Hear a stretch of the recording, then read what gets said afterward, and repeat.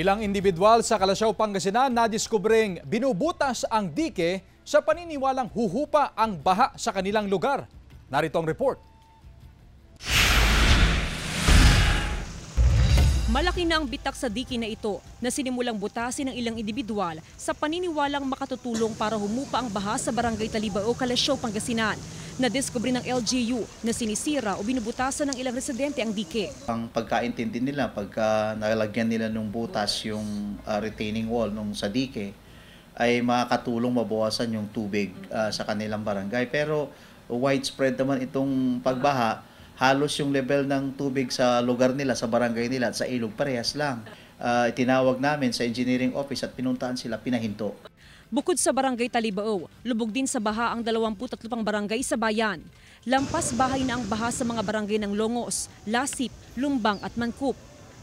Mas maayos na ang lagay ng panahon dito sa Calasiao, Pangasinan. Pero sa kabilangan niyan ay patuloy pa rin tumataas ang antas ng baha sa napakaraming mga barangay.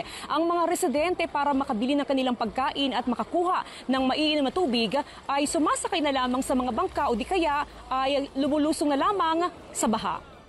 Tuloy-tuloy pa rin sa ngayon ang rescue operation na isinasagawa ng otoridad sa bayan. Mahigit sa 6 na rang individual ang nasa mga evacuation center. Kabilang sa mga lumikas ang pamilya ni Sunta. Pero dahil naiwan sa kanilang bahay ang mga alagang aso, tuwing umaga, umuuwi siya para pakainin at tignan ang sitwasyon ng kanilang mga aso. Lumikas po kami kaso yung mga hayop po, mga gamit pang iba. Kailangan niyo i-check. Opo, kasi marami pong hayop na naiwan. Kawawa naman po. Patuloy ang paalala ng otoridad na maging maingat sa paglusong sa baha, lalo't malakas ang agos ng tubig sa mga interior barangay. Araw-araw na kalbaryo ng mga residente dito sa Barangay Mancup, partikular sa lugar na ito, yung paglabas sa kanilang mga bahay para bumili ng pagkain dahil sa lakas ng agos ay pwede ka talagang tangayin. Kaya naman kinakailangan na lamang humawak dito sa tali ng mga residente papunta sa kalsada para lamang makabili ng kanilang mga pagkain.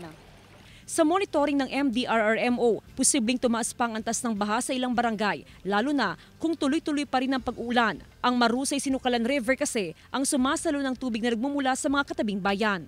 Kasama si Ron Alice Taniedo, Jasmine Gabriel Galban, One North Central Luzon.